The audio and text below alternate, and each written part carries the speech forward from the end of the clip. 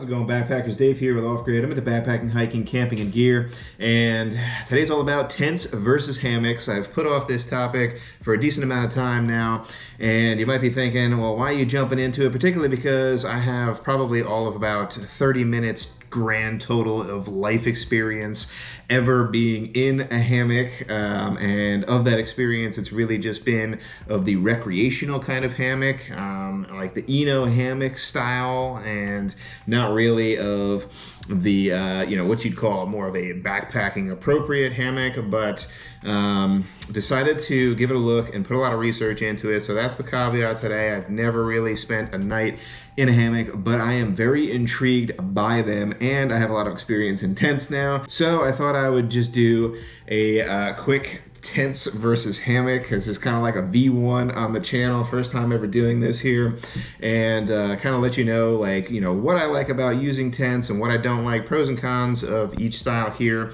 and then also obviously looking at the hammocks and the prospective pros and the cons that are kind of dealing with hammocks. Here are my pros and cons for each of the styles here. I'm going to do tents kind of quickly here before transitioning into what I am excited about in sort of like trying to get into hammock camping, and then what my challenges are against that as well. But for the tents, let's start off with the pros with those. And the first one that I have with a tent is that you can pitch it just about anywhere, right? There are relatively far and few spaces in between where you're not going to be able to find a small sliver of ground where you can pitch a tent, particularly because there are many different styles too, right? You've got semi-freestanding, non-freestanding, and a fully freestanding style tent. So even if you're on slick rock, or you can't really drive stakes into the ground, there are tents that fit many different styles.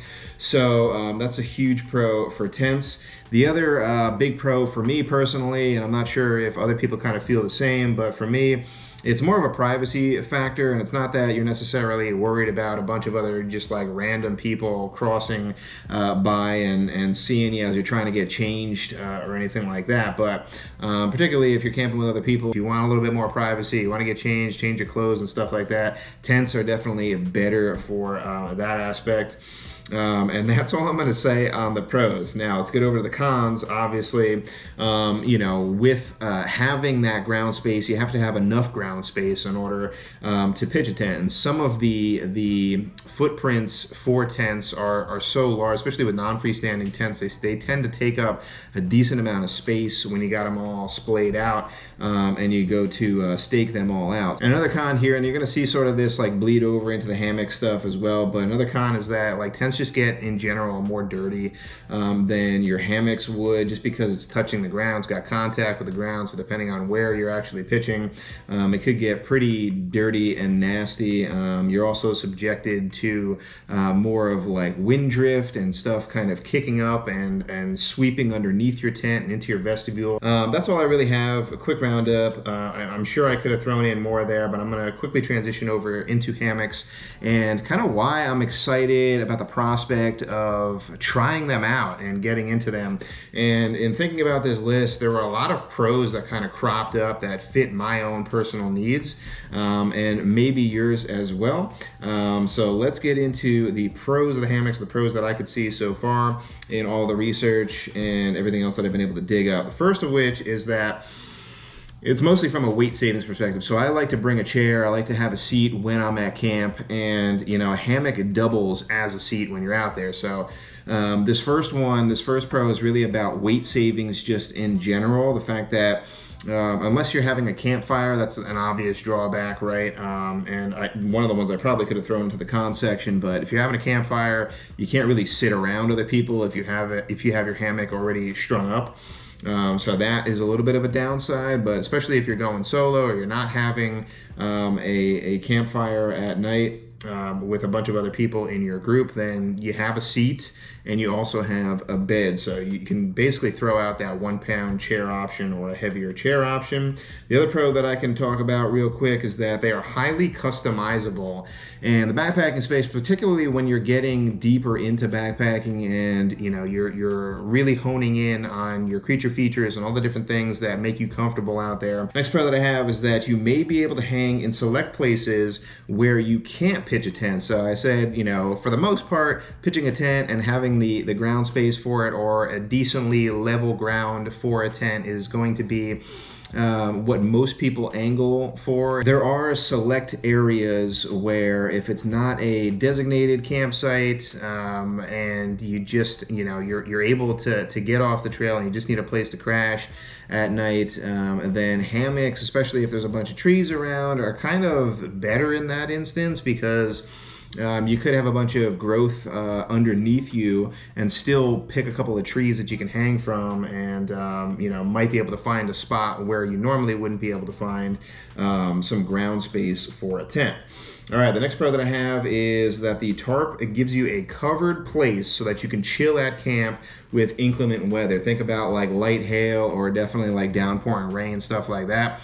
You have a covered spot. You can configure your hammock into a porch mode with your trekking poles and jack it up and still be able to kind of see out and still get protection from inclement weather. By having a decent sized tarp, which basically comes standard as your top protection over your ridgeline, you have a place to hang out. You can even probably invite other people to come underneath that space, so you can still have a place to hang out. So that's pretty awesome. The next pro that I have, and the next two obviously kind of round out the pros, are really just my own, kind of creature feature, things that I like about a hammock, or the perspective of liking about a hammock. And one is that there are less of the creepy crawlies and the bugs that crawl on the ground that will be able to get to your hammock. So if you think about how the bugs that crawl on the ground would be able to get to a hammock, they have to crawl up the tree and then crawl out on your suspension in order to get to you. So just from that simple fact, you don't have as much of the bugs that crawl on the ground that get to you. And then the last pro that I have is that overall it's just going to be cleaner. Like I said, with a tent, it's direct contact with the ground, so you're going to get a lot of debris and dirt and dust and all that other kind of good stuff. But with a hammock, if you do it the right way, you never have to let it touch the ground, which is pretty awesome. All right, over to the prospective cons now. The first of which that I can see here is that it's going to be harder to dial in and get your hang just right. And that is really more so, I guess, for the novices and the newbies. I think once you get into the hang of it, it's a lot easier and you get into the groove of it. But I still see that, because of all the different micro adjustments that you can make with your hammock to get that specific type of lay that you're looking for, it just takes you a little bit longer. So even if you're an expert hammock user and you've been doing it for a number of years, I can just assume that it's going to take you just a little bit longer than somebody who's just going to throw up a tent and put some stakes into the ground. The other con that I can see here is that there's not a ton of privacy for getting changed, right? So what I said with a tent before, you just don't have the same privacy as you do with a tent. It's not as enclosed, right? So if you think about like getting changed, you have to bring a ground sheet with you and have some sort of platform, and then you got to put the doors of your tarp down pretty low, or even if you have a tarp with doors, I should say. So a lot of tarps don't even have doors, but if you think about it, like if you want to get changed, you kind of have to just do it real quick or have the tarp down a little bit lower. The next con that I have for you is that it is definitely more cramped on the inside. So the whole idea of like claustrophobia in a hammock is definitely a thing.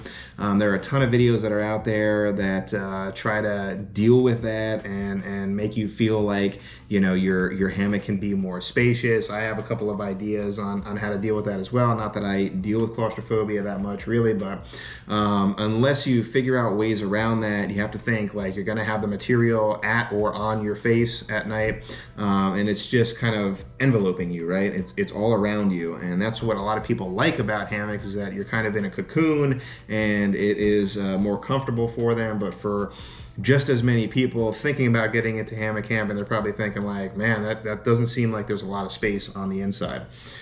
The next thing that I can talk about here is that you need trees, obviously, right, to hang a hammock. So that's a big knock against hammock, especially where I'm at in my part of the world too, in Southern California.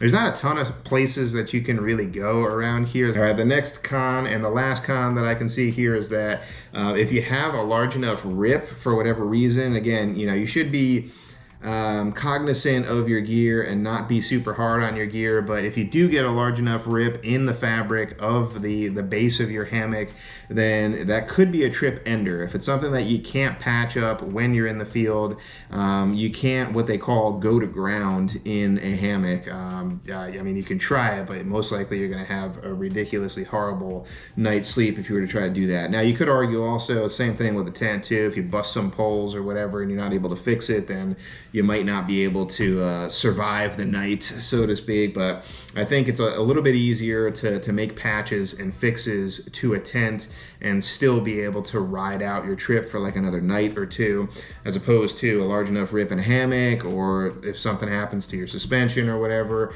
it's a little bit more difficult to figure that out and continue on with your trip. So that's going to do it. That's going to be my roundup here. I was rambling a little bit in this video, but I am kind of excited about it.